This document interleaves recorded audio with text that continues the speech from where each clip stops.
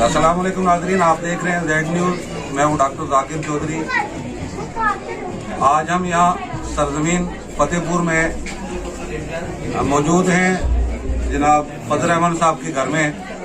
हमारे साथ यहाँ पे बहुत सारे उलमाए किराम मौजूद हैं और ख़ासकर अभी मेरे साथ हैं मरकज़ी जामा मस्जिद पुंछ के इमाम मुफ्ती फारूक मिसबाही साहब। तो बड़ा मजमा यहाँ पे मौजूद था, जहाँ पे ज़िक्र व अज़कार किया गया, तकारीर वगैरह की गई। तो ये क्या प्रोग्राम था, आप हमारे नाज़रीन को बताएंगे? बिस्मिल्लाहिर्रहमानिर्रहीम। आज हमारे अज़ीज़ों की दावत पे मैं यहाँ यह महफिल मिलाद थी और 12 रबीउल अव्वल की सुबह को नबी मुकर्रम सल्लल्लाहु तआला अलैहि वसल्लम इस दुनिया के अंदर तशरीफ़ लाए। इसी मुनासबत से पूरी दुनिया के अंदर रबीउल अव्वल शरीफ के महीने के अंदर महफिल मिलाद होती है और हर जगह पे नबी पाक अलैहिस्सलाम के फ़ज़ाइल और कमालात बयान किए जाते हैं और आक़ा करीम अलैहिस्सलाम की तालीमात से लोगों को खुशनास करवाया जाता है। नबी पाक अलैहिस्सलाम को अल्लाह तबारक व तआला ने अपना नूर बना करके भेजा है और हुज़ूर की आमद से पहले बेशुमार किस्म की तारीकियाँ और अंधेरे थे, कहीं जुल्म का, कहीं इस्तिबदाद का, कहीं जफा का और कहीं तरह तरह का। इन सारे के सारे जुल्म सितम को नबी पाक अलैहिस्सलाम ने हाथ रखा है और उन लोगों का मिजाज इस तरीके से बदल दिया कि हादी कहते हैं कि खुद जो न थे राह पर औरों के हादी बन गए, अल्लाह अल्लाह मोहब्बत को इसने मसीहा कर दिया। नबी पाक अलैहिस्सलाम की आमद से पहले जो जालिम भी थे, जफाकार भी थे, एक दूसरे का हक भी खाते थे, हुजूर की तालीमात के बाद, आक़ा करीम अलैहिस्सलाम की दावत के बाद और आक़ा करीम अलैहिस्सलाम ने जो उन्हें दर्स दिया, वो दर्स लेने के बाद फिर वो आदिल भी बने, फिर वो सफ़ी भी बने, फिर पूरी दुनिया को उन्होंने अदल इंसाफ का दर्स भी दिया है और आज भी उनका नाम चमकता दमकता नजर आ रहा है। तो उसी सिलसिले की एक कई है और भाई ग्राम ने यहाँ पर किए हैं और आज वगैरह भी सिलसिला भी काफ़ी अच्छी महफिल रही। इसी मुबारकबाद भी देता हूँ अपना इस कामकाज के मौसम में काम कीमती वक्त निकाला है और आक़ा करीम अलैहिस्सलाम की फ़ज़ाइल और कमालात सुनाते हैं। तो ये इस तरह के जश्न जो है ये दुनिया भर में मनाए जाते हैं। तो इसके लिए जो खासकर जैसे जुमा की रोज़ है, जिसमें जुमा की रोज़ है, लेकिन उससे पहले या उससे बाद भी बहुत सारे लोग जो हैं इसका एहतमाम कर रहे हैं। उसके बारे में जहाँ तक महफिल मिलाद का ताल्लुक है तो ये कोई ज़रूरी नहीं कि सिर्फ रबीउल अव्वल में हो या सिर्फ 12 रबीउल अव्वल को हो, बल्कि ये तो पूरे सिलसिला, पूरे साल ये सिलसिला चलता रहता है और हर महफिल जिसका ताल्लुक नबी पाक इस्लाम की ज़ात मुक़द्दसा के साथ हो और हुज़ूर के फ़ज़ाइल और कमालात के साथ हो, उस महफिल को महफिल मिलाद कहा जाता है। और इस ये जो महीना है रबीउल अव्वल का, जो इसकी निस्बत और फिर इसकी 12 तारीख की निस्बत नबी पाक इस्लाम की ज़ात मुक़द्दसा के साथ है, क्योंकि 12 की सुबह को आक़ा करीम तशरीफ़ लाए हैं और सारे जितने भी असाल सीयर और तवारीख हैं खबर उन पर यही कौल है कि 12 रबीउल अव्वल की सुबह को तशरीफ़ लाए। तो 12 रबीउल अव्वल को और रबीउल अव्वल के महीने को ख़ुसूसियत के साथ नबी पाक इस्लाम की ज़ात के साथ ताल्लुक़ है। इस वजह से इस महीने में कसरत के साथ पूरी दुनिया के अंदर ये महफिलें जारी सारी हैं। तो बाकी साल में आप कभी भी कर सकते हैं, लेकिन इसकी ख़ुसूसियत है, इस वजह से धूमधाम के साथ पूरी दुनिया में 12 रबीउल अव्वल को और फिर इस पूरे महीने में ये महफिलें होती हैं। बहुत शुक्रिया। तो ये थे हमारे साथ मुफ्ती फारूक मिसबाही साहब, जिन्होंने पूरी डिटेल में हमें मिलाद के बारे में जो है बताया। तो अब हम बात करेंगे फजल रहमान साहब से, जिन्होंने इस प्रोग्राम का एहतमाम किया है। तो मैं उनको आपके रूबरू कराऊंगा और बड़ी ज़बरदस्त एक बात जो है वो मैं आप नाज़रीन को बता दूं कि ये फजल रहमान साहब जो हैं ये पुलिस डिपार्टमेंट में नौकरी करते हैं। इस वक्त मेरे ख्याल में ASI की पोस्ट पे हैं। तो किसी नागहानी हादसे की वजह से बहुत सालों से इनकी आंखें जो हैं वो उनकी रोशनी जो ख़त्म हो चुकी है, ये नाबीना है। उसके बाद भी जज्बा और अक़वत इनके अंदर इतना है कि इस किस्म के प्रोग्राम जो है वो उसका एहतमाम करते रहते हैं।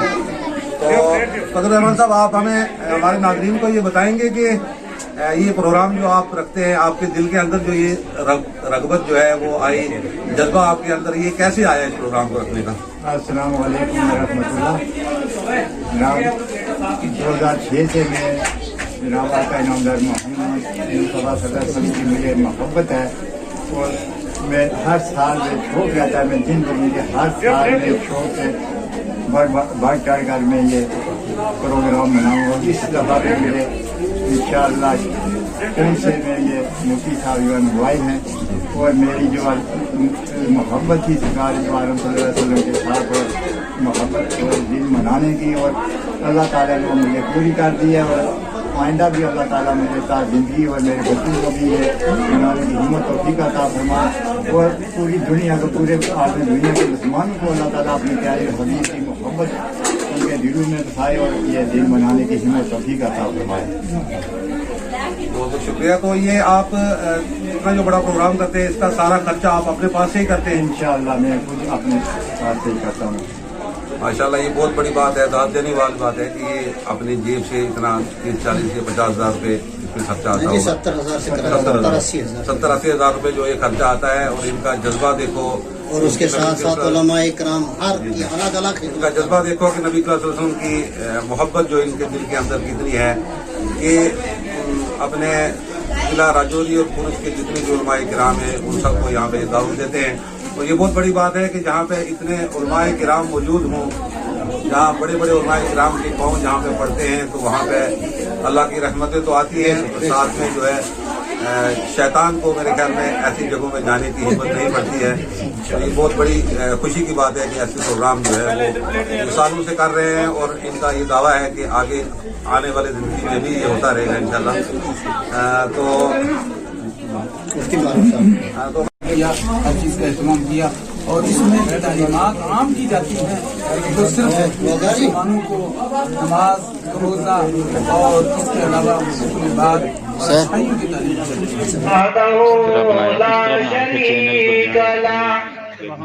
पीछे में किसी ونشهد أن سيدنا وسندنا ومولانا ومولانا وملجانا محمد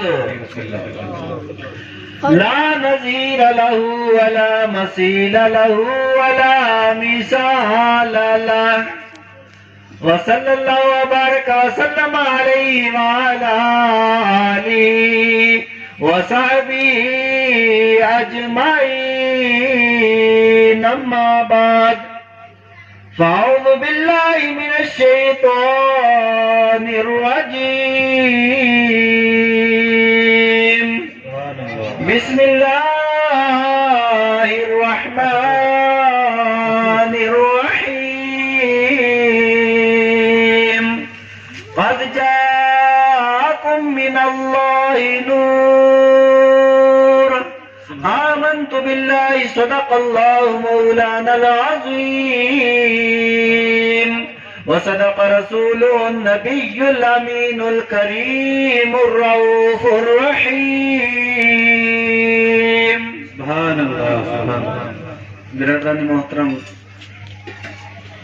آغاز گفتگو سے قبل کمال عقیدت اور جذبہ احترام کے ساتھ آئیے ہم اور آپ مل کر حضور نبی اکرم نور مجسم سید عالم فخر آدم و بنی آدم جناب محمد صلی اللہ تعالی علیہ وآلہ وسلم کی بارگاہ اقدس میں ہدیہ درود و سلام پیش کرنے کی سعادتیں حاصل کریں اور پڑھیے باواز بلند اللہم صلی علی سیدنا مولانا محمد وعلی آلہ سیدنا مولانا محمد وبارک وسلم السلام علیکم یا رسول اللہ یا رسول اللہ یا حبیب اللہ۔ عزیز مکرم حضرت مولانا ایاز احمد مصباحی صاحب زیدہ مجدور کی دعوت پر محترم حوالدار فضل الرحمان کے گھر پہ محفل میلاد کے اندر ہماری اور آپ کی ملاقات ہو رہی ہے۔ اللہ تعالیٰ ہماری اس ملاقات کو ہماری نجات کا ذریعہ بنائے۔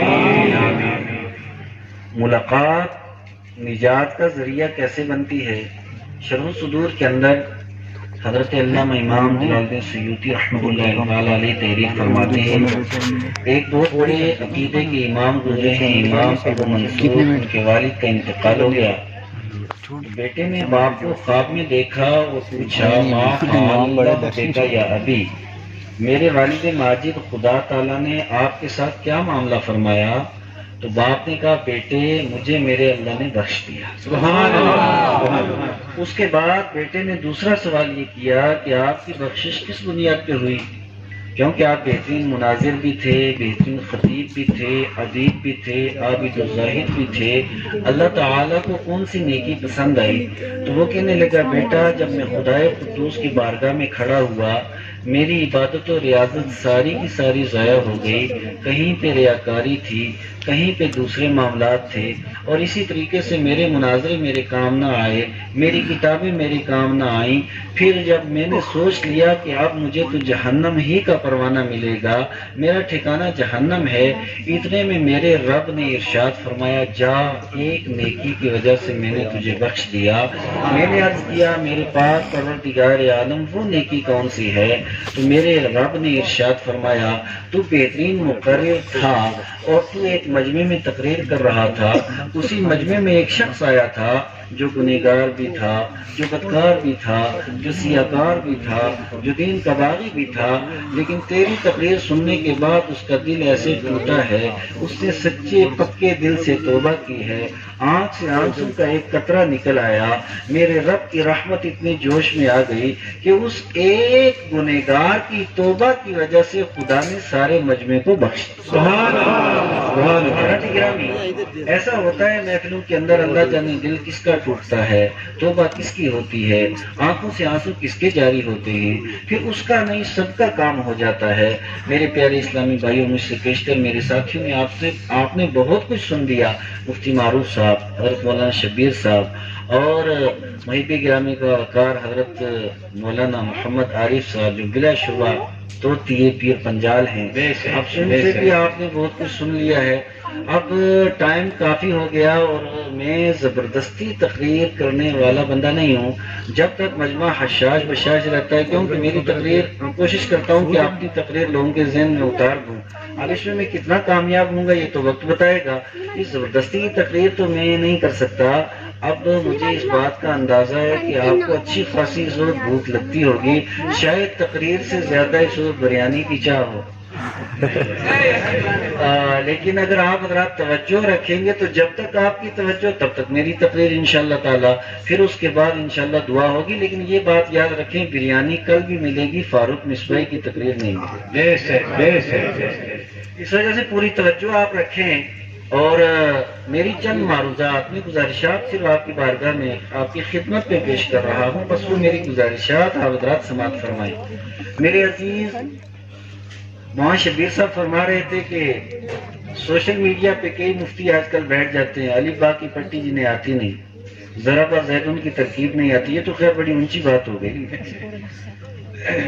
قرآن حکیم جنہیں تجوید کے ساتھ پڑھنا نہیں آتا وہ بھی مفتی بنتے نہیں، جناب والا ایسا ہے تو ویسا ہے تو کیسا ہے تو یہ ہے تو وہ ہے تو فلاں میں ایسا ہے تو فلاں میں ایسا ہے۔ میں آپ کو ایک بات آپ کی بتا دوں پھر آپ کی بات شروع کرتا ہوں کہ ایک شخص آیا اور وہ تو بحث کر رہا تھا تو میرے طلبہ نے پکڑا، میں دارالفتہ کے اندر بیٹھا ہوا تھا، لے کر کے میرے پاس آ گئے اور میں نے کہا جی گفتگو کس پہ کریں گے؟ حج ہم گفتگو کریں گے رفع الیدین پہ، اس پہ ہم بڑا دعویٰ ہے۔ میں نے کہا پھر ایک ہی موضوع پہ ہم کریں گے، یہ جو 35 موضوع بدل لیتے ہو ایسا نہیں ہوگا، صرف ایک موضوع پہ بات ہوگی۔ ہے جی بالکل۔ میں نے کہا مصطفیٰ کریم علیہ السلام کی صرف ایک حدیث بتا دیجئے جس میں آقا نے یہ فرمایا ہو کہ رفع الیدین کے بغیر نماز نہیں ہوتی۔ تو وہ کہنے لگے ہاں بالکل حدیث ہے۔ میں نے کہا کس کتاب میں ہے؟ جی مسند امام محمد میں ہے۔ میں نے کہا روئے زمین پر مسند امام محمد نام کی کتاب ہی کوئی نہیں۔ جی پھر کون سی کتاب ہے؟ میں نے کہا مسند امام احمد بن حنبل ہے۔ ہاں وہی اسی میں ہے۔ تو میں نے اپنے شاگرد سے کہا ذرا نکالو کتاب، وہ کتاب ہے 20 جلدوں میں، اور 20 جلدوں میں یہ ایک چھاپا ہے اور 52 جلدوں میں دوسرا چھاپا ہے اور 5 جلدوں میں بھی الگ الگ۔ تو بہرحال وہ 20 جلدوں والی میرے پاس تھی، میں نے کہا نکالو آپ اس میں سے۔ اب جو کتاب یہ علماء جانتے ہیں کہ مسند کا طریقہ الگ ہے، جامع کا الگ ہے، مصنف کا الگ ہے، جز کا الگ ہے، یہ حدیث کی جو کتابیں ہوتی ہیں ان کی ایک ترتیب کا طریقہ الگ الگ ہوتا ہے۔ تو مسند کا طریقہ یہ ہوتا ہے، اس کی تدوین کا طریقہ یہ ہوتا ہے کہ اس میں ایک راوی کی جتنی مرویات ہوتی ہیں وہ ایک جگہ پہ ہوتی ہیں۔ میں نے کہا راوی کون ہے؟ حضرت علی۔ اب اس بیچارے کو تو کالے حروف نظر آتے تھے، میں نے وہ باب نکالا جہاں پہ حضرت علی کی مرویات تھی۔ اللہ کی عزت کی قسم جو حدیث وہ بتا رہا تھا اس کا کہیں اتا پتہ ہی نہیں۔ میں نے اس سے کہا صرف حدیثی کی روشنی میں بات ہوگی ہے؟ جی ہاں. میں نے کہا لکھ دیں یہاں پہ. میں نے بھی لکھا اور اس نے بھی لکھا اور اس کی تحریر میری ڈائری میں میری فائل میں بڑی محفوظ کر کے میں نے رکھی ہے. اس نے لکھا صحیح حدیث میرا مسلک ہے اور صحیح کا املا تھا سین دو چشمی ہے یہ صحیح. حدیث لکھا ہے دال یہ سین حدیث. اور جو مسلک پہ ظلم کیا میم سواد لام بڑا کاف مسلک. تو میں نے کہا صرف یہ بتانا مقصود یہ تھا کہ علمی حیثیت یہ ہے. حدیث لکھنا نہیں آتا, مسلک لکھنا نہیں آتا, صحیح لکھنا نہیں آتا, اور بحث کر رہے ہیں اور بکواس کر رہے ہیں امام اعظم کے تعلق سے اور امام انبیاء کے تعلق سے. حضرات گرامی, میں اتنی بات عرض کروں, یہاں پہ بہت ذہین لوگ بیٹھے ہوئے ہیں, بالخصوص میرے محبی گرامی وقار حضرت حافظ القاری مولانا ڈاکٹر محمد عمران صاحب, ماشاءاللہ جو حافظ بھی ہیں, قاری بھی ہیں, عالم بھی ہیں, فاضل بھی ہیں, اور پی ایچ ڈی بھی ان کی مکمل ہو چکی ہے. اللہ تبارک و تعالیٰ ان کے علم و عمر میں برکتیں عطا فرمائے. آمین آمین. حضرت مولانا غلام یاسین صاحب نے کافی محبتوں کا اظہار کیا, اور یہ ہمارے جتنے دوست ہیں. اب میں بالکل سیدھے سادے انداز میں ایک خاکہ میلاد کے تعلق سے آپ حضرات کے ذہن میں اتارنا چاہتا ہوں. پوری توجہ آپ میری طرف رکھیں. شاید لٹک مٹک چٹک آپ کو نہ ملے, لیکن سیدھی سادی باتیں ضرور ملیں گی. ان کو اپنے ذہن میں ترتیب وار بٹھاتے چلیں. ہمارے نبی وہ ہیں.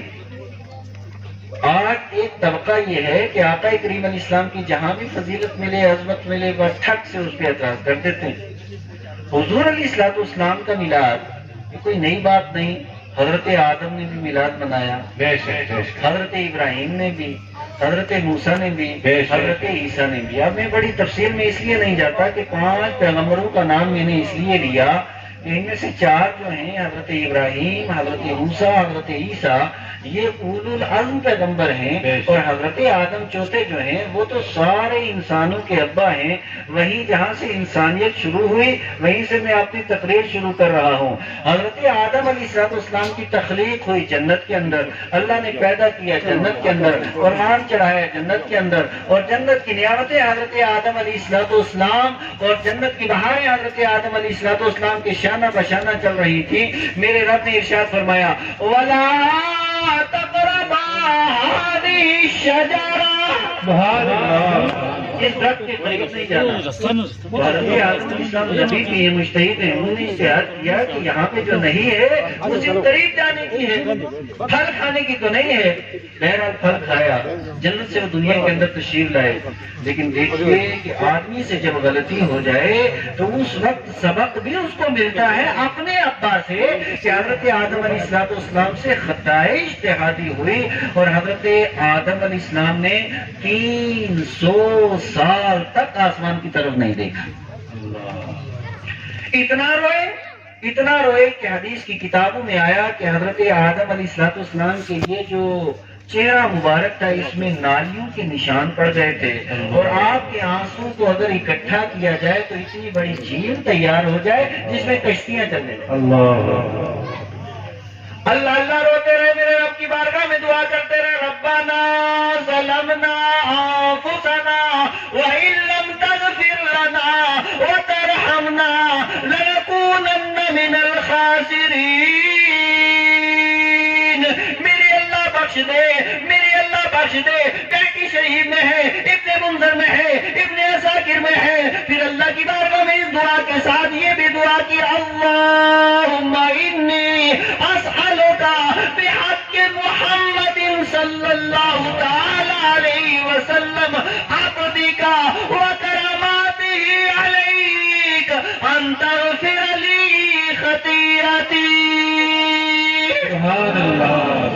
میرے اللہ پاک پروردگار عالم, میں نبی آخر الزمان محمد عربی کے وسیلے سے تیری بارگاہ میں دعا کرتا ہوں, مولا میری خطائی اتحادی معاف فرما دے.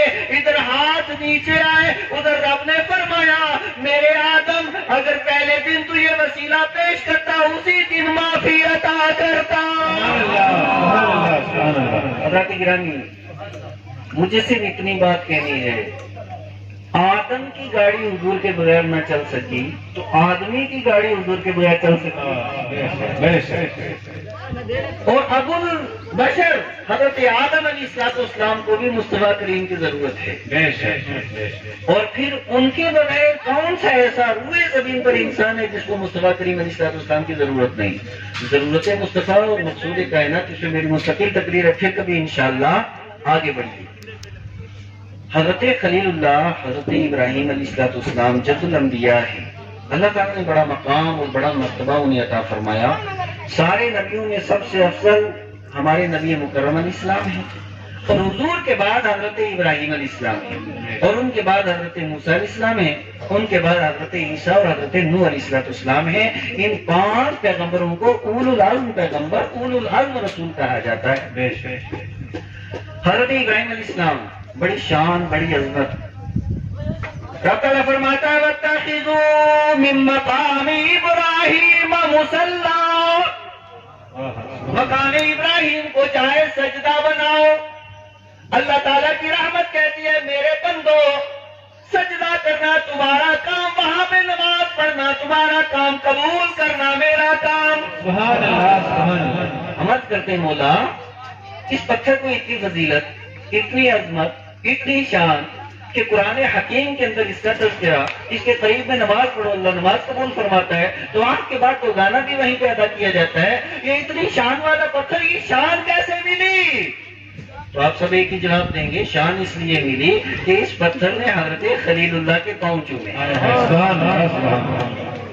اچھا ایک بات یہاں پہ اور بھی عرض کرتا چلوں، اس پتھر کی خاصیت اور خصوصیت یہ تھی کہ جب حضرت ابراہیم علیہ السلام خانہ کعبہ کی تعمیر فرما رہے تھے، تو اور کوئی بھی پتھر نیچے سے لے جانا ہو تو یہ مقام ابراہیم یہ پتھر نیچے آ جاتا، اور لگانا ہو تو یہی پتھر اوپر چلا جاتا. مجھے آپ بتائیے کیا پتھر اوپر نیچے ہو سکتا ہے؟ بولو بولو، ہو سکتا ہے؟ آج وہ حیات النبی پہ بات کرتے ہیں، ان کو اتنی عقل نہیں آئی کہ ایک نبی کے پاؤں جس پتھر پہ پڑ جائے اللہ اس پتھر کو بھی زندگی عطا فرما دے. اس پتھر کو اللہ زندگی عطا فرما دے. نبی کی بات کر رہے ہیں. حضرت ابراہیم علیہ السلام مقام ابراہیم کے اوپر خانہ کعبہ تعمیر فرمایا، اور خانہ کعبہ تعمیر کرنے کے بعد حضرت ابراہیم علیہ السلام، یہ تو سب لوگ کہتے ہیں نا حضرت ابراہیم کے قدم چومے. حدیث میں مقام ابراہیم میں اس لیے فضیلت و عظمت ہے، لیکن عارفین فرماتے ہیں کہ اس کے اندر ایک اور لطیف نقطہ ہے. حضرت ابراہیم علیہ السلام فلسطین کے اندر انہوں نے مسجد اقصی کی تعمیر کی حضرت اسحاق کی معیت میں، اور خانہ کعبہ کی تعمیر کی حضرت اسماعیل کی معیت میں.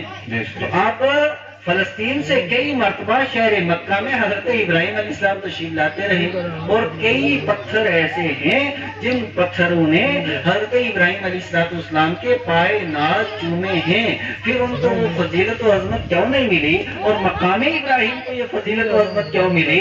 اصل مسئلہ یہ ہے کہ حضرت ابراہیم علیہ السلام نے خانہ کعبہ کی تعمیر کی، اور تعمیر کرنے کے بعد مقام ابراہیم پہ کھڑے ہوئے، مقام ابراہیم بلند ہوتا گیا. حضرت ابراہیم علیہ السلام نے مصطفیٰ کا میلاد پڑھنا شروع کیا. ربنا وبعث فیہم رسولا یتلو علیہم آیاتک ویزکیہم ویعلمہم الکتاب والحکمہ.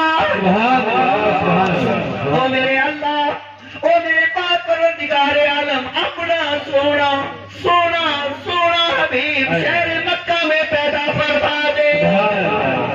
اور 3 فضیلتیں بیان فرمائی مصطفیٰ کریم علیہ السلام کی. یتلو علیہم، ایک تو وہ تلاوت فرمائے، لوگوں کو بتائے، سیدھا راستہ دکھائے.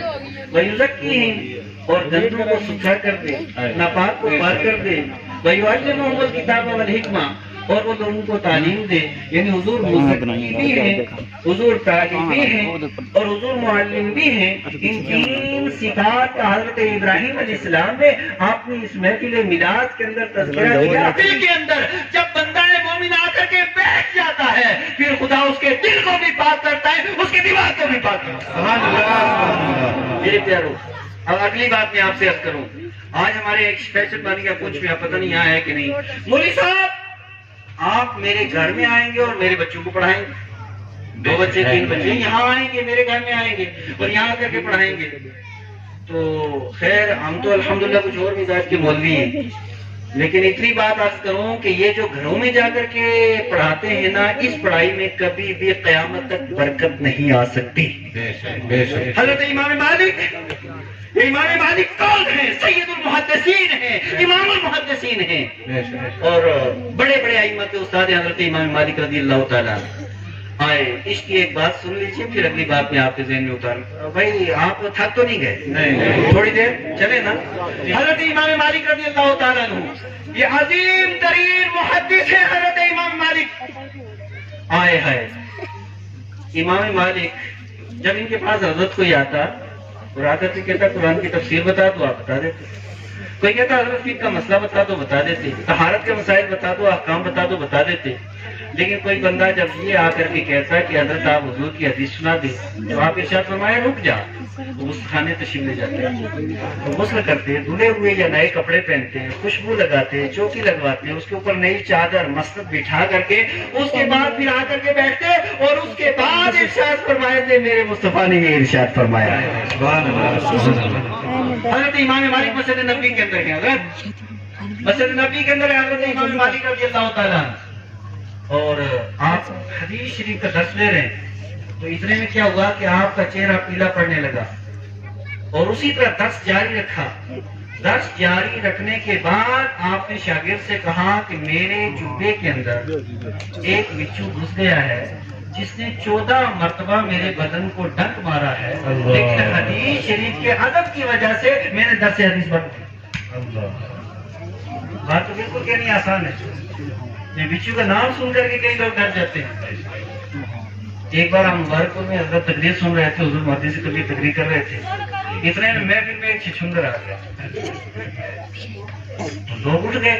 اس سے پہلے کیا ہوا تھا کہ بھابھی نے ایک پرچی دی تھی میدر کے بارے میں، تو لوگ اٹھ گئے جی کیا ہوا ہے، چھچھندر آ گیا. تو حضور محدث سے کبیر نے فرمایا پرچی پہلے بھیج چکا ہے آبادی کی، کیا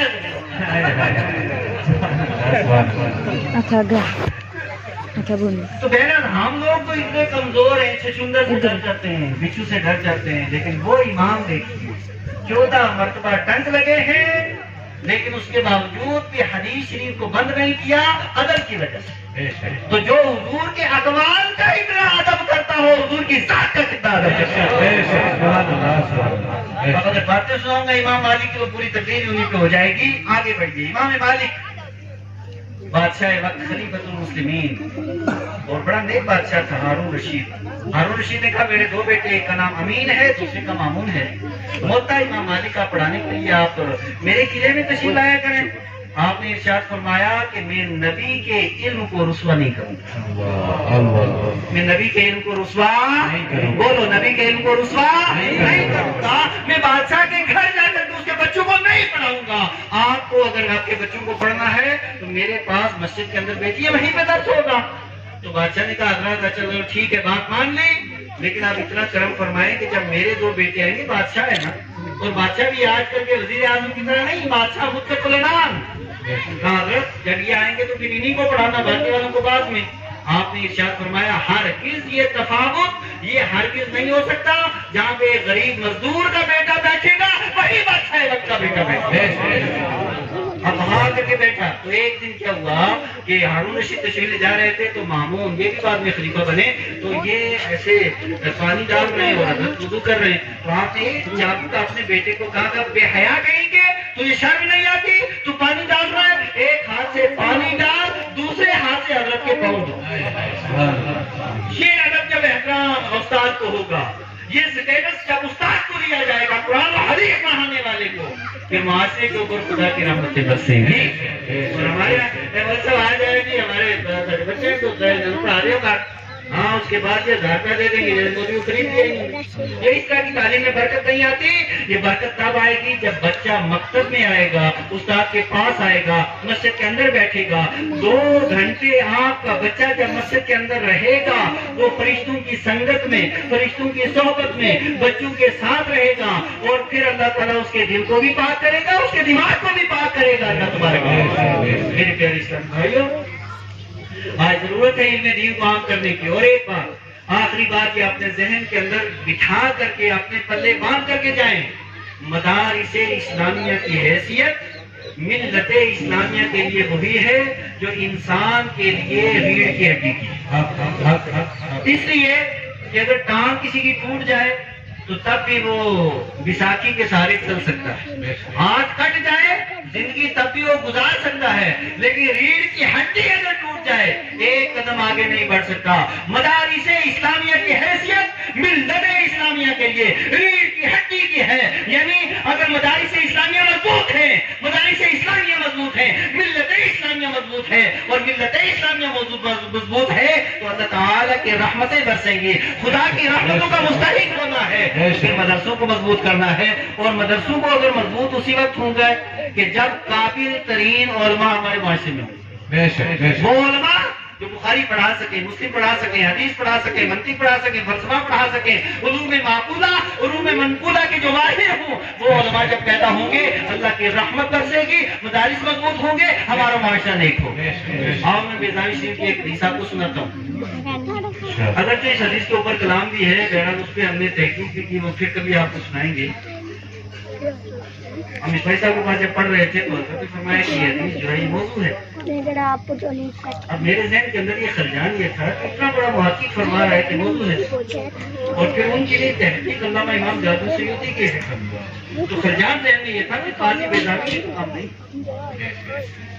آخر کار اس کے بعد ایک ہمارے جامعہ نارگوں میں جب ہم نے کتابیں منگوائی تو ایک کتاب کا نام تھا حاشیۃ التھانوی، جو صرف 40 جلدوں میں، تو ہم نے پھر وہ مقام نکالا اور اس کے اوپر پوری بحث اس حدیث پاک میں پڑھی، ابن عقیلی کے اور جتنے محدثین حضرت امام سیوطی صاحب کی آرا دیکھی تو لاسٹ میں نتیجہ یہ نکلا کہ یہ حدیث شدید ضعیف ہے، موضوع ہے، تحقیق یہ شدید ضعیف، اور باب فضائل کے اندر ضعیف حدیث ہو یا شدید ضعیف ہو فرق نہیں ہے۔ اب حدیث سنیے، اللہ کے پیارے محبوب الاسلام ارشاد فرماتے ہیں، حضرت ابو ہریرہ حدیث کی رانی ہے، اللہ تعالیٰ نے فرشتوں کو بھیجا جب اس بستی والوں کو تباہ برباد کر دیا، آئے فرشتے واپس چلے گئے، رب نے پوچھا تباہ کر دیا کا مولا نہیں کیا تھا، کیوں؟ کہا اس لیے کہ اس بستی میں ایک بچہ بیٹھ کے تجھے رحمان و رحیم کہہ رہا ہے۔ رب نے فرمایا جاؤ اس ایک بچے کی وجہ سے میں نے ساری بستی والوں کو معاف کر دیا۔ سنانو آج صبح میں بھی اٹھتا ہوں، وہاں پہ سب سے پہلے واٹس ایپ، اس کے بعد فیس بک، اس کے بعد پھر کیا ہے، ہاں اب مجھے نام بھی نہیں آتے، مجھے اور کیا نا، تو اب یہ سب کچھ کھلتا ہے۔ ہائے ہائے، مسلمان کے گھر اگر نہیں کھلتا تو رب کا کلام نہیں کھلتا ہے۔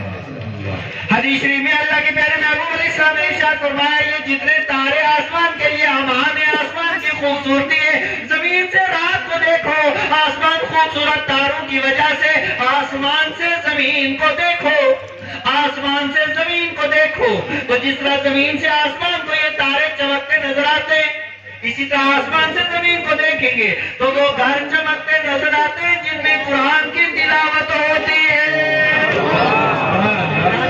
جہاں پہ جن گھروں میں قرآن کی تلاوت ہوتی ہے وہ گھر اس طرح زمین پہ چمکتے ہیں جیسے آسمان پہ ستارے چمکتے ہیں۔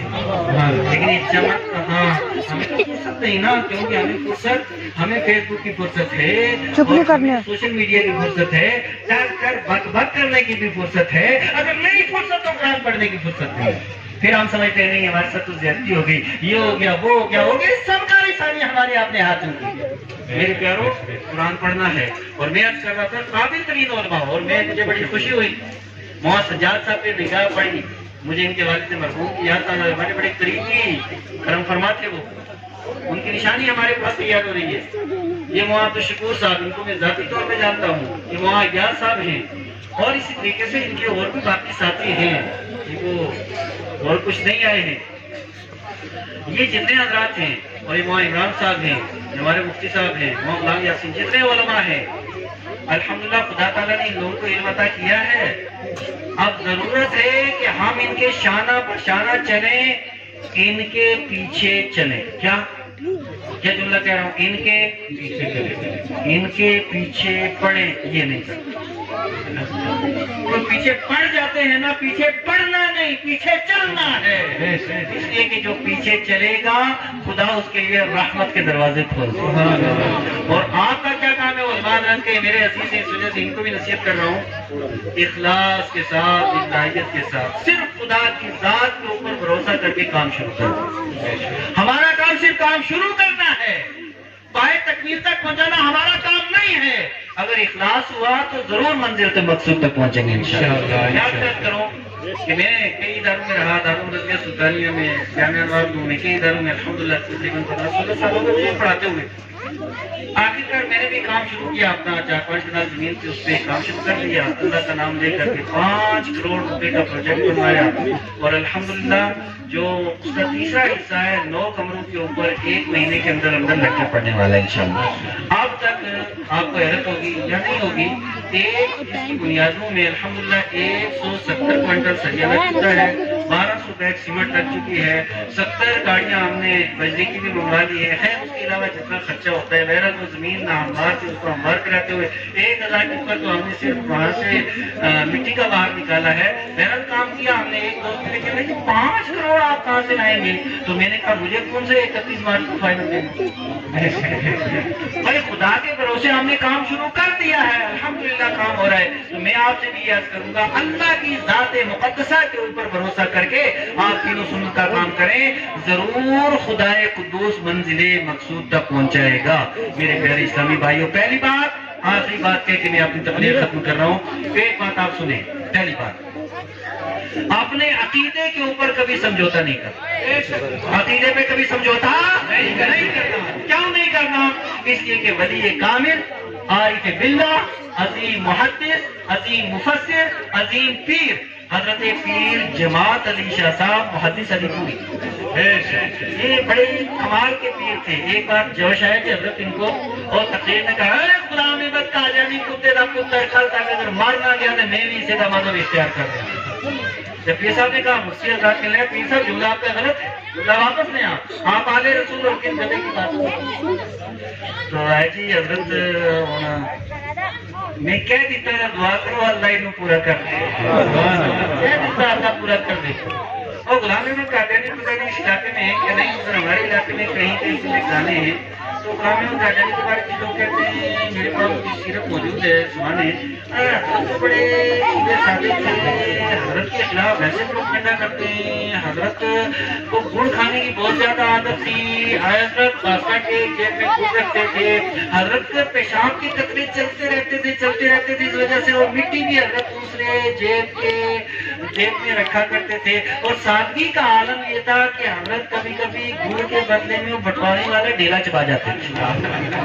میں واہ یار تجھے تیرا نبی مبارک، ہمارا نبی وہ ہے ہاتھ کا اشارہ کرے 4 کو ٹھنڈا ہو جائے، ہمارا نبی وہ ہے ہاتھ کا اشارہ کرے ڈوبا وہ سورج واپس آ جائے، ہمارا نبی وہ ہے ہاتھ لہرا دے پانی کے چشمے جاری ہو جائے، ہمارا نبی وہ ہے جو آب دہن ڈال دے تو 10 آدمیوں کو کھانا 10,000 کو پورا ہو جائے، ہمیں تو وہ شان والا نبی بتا دیا، اور تیرے نبی کو یہی پتہ نہیں گھڑ کے آئے مٹی۔ اب ان کا نبی مبارک، ہمیں اپنا نبی مبارک ہے، اور ہمارا نبی مکہ معظمہ میں پیدا ہوا اور تیرا گرداس پنجاب میں، کیا مقدر ہے۔ اب میں یہ عرض کر رہا تھا، پیر صاحب نے تقریر کر دی، مفتی نے کہا نہیں حضرت غلط ہے، دعا کرو، کہ کہہ دیتا تو پیر نے اللہ انہیں پوری کرے۔ اور اس کے بعد صبح خاتمہ حضرت مبارک ہو جی کی ہوا کتے کا پتر مر گیا، ہمارا بھی کیسے تھا وہ دنیا جانتی ہے کہاں جا کے مرا تھا۔ خیر اس کی وضاحت میں کیا کروں اس پاک محفل میں۔ اب پیر جماعت علی شاہ صاحب محدث علی پوری فرمایا کرتے، سنیو اللہ کا واسطہ تسی اسی تے ساتھ نواں بوٹ لے لیو، نواں سوٹ لے لیو، نوی دکان پا لیو، نواں مکان بنا لیو، جو کم نواں کرنا ہے اللہ کا واسطہ کر لیو، لیکن خدا کا واسطہ نواں مذہب کدے اختیار نہ کرے۔ اس گلو کہ ساڈا رب قدیم ہے، ساڈا قرآن پرانا ہے، ساڈے نبی پرانے ہیں، ساڈا مسلک اہل سنت و جماعت بھی پرانا ہے، اس پرانی لکیر کا جڑا فقیر رہے گا خدا وہ واسطے جنت کے دروازے کھول دے گا۔ اس وجہ سے آپ نے مذہب و مسلک کے اوپر قائم رہنا، پہلی بات یہ یاد رکھیں۔ دوسری بات بس اتنا ہی کافی نہیں، ہمارے سنی ماشاءاللہ عقیدہ بڑا اچھا ہے لیکن عمل کے اندر کمزور ہیں، ہمیں مسئلے اپنی آباد کرنی ہے، مدارس اپنے مضبوط کرنے ہیں، علماء کا ساتھ دینا ہے، اور 5 وقتہ نماز پڑھنی ہے، اور آپ کو قرآن پڑھانا ہے۔